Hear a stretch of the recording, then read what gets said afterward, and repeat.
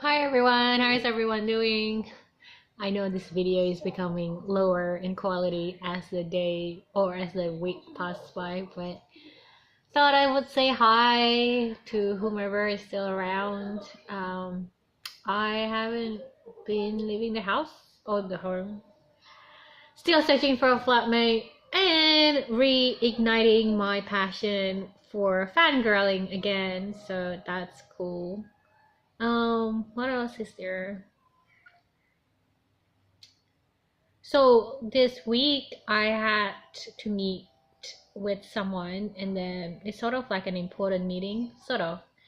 But on the way there, the train broke down because there was someone that was causing themselves self-harm about like a couple station down the line.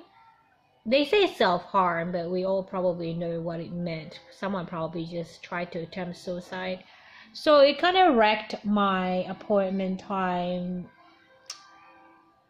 when, it wrecked my timing to go to my appointment. And I decided, because the train was stalled, I decided to leave the train and kind of left the station. And then as soon as I did that, the train moved again. So it was probably better off if I just stayed on the train, because the consequences of me leaving the train and kind of made myself panic to how to get there, to how to get to my appointment on time by using another transportation mode was basically costing me about $20 extra, because I made a mistake to, by tapping using the wrong card, like using the wrong transportation cards, and then I have to get back again, and then it was just like such a chaotic thing that I created for myself.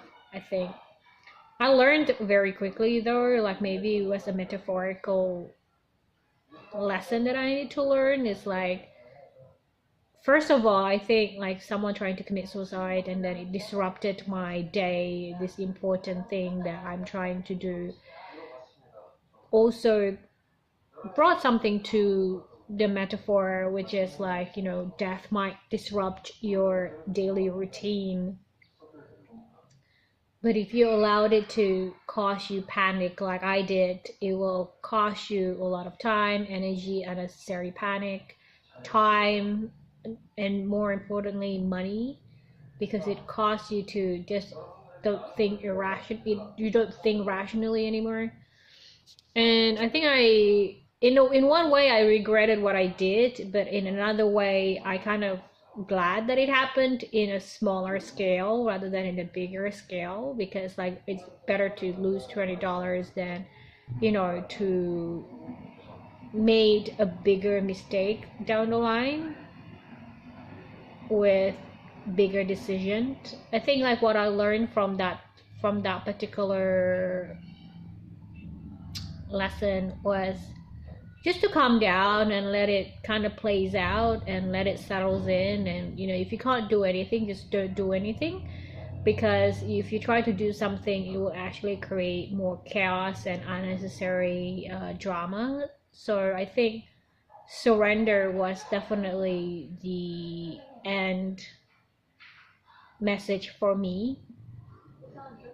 I know like it's probably just one of those things that just happen in your life or in your day, but I think sometimes we really need to pay attention to, these little signals of life, this little signal of messages of what's happening in our life. And I think it's important to translate that and learn from it very quickly, rather than making the same mistake over and over again. Because I think in life, if we don't learn it at a small scale, it's just going to escalate like bigger and bigger and bigger, and before you know it, your whole life will just crashed.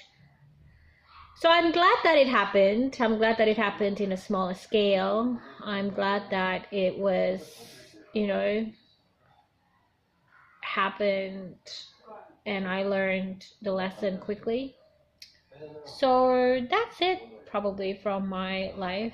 I am back on the K drama fangirling again. Oh my god, there is this drama about fangirling. So the heroine is actually fangirling so bad about this idol, and then it just evolves around this concept of people don't accept fangirling, especially as an adult, because it's perceived as very, very bad hobby. I don't know why. I think it's just very prejudicial.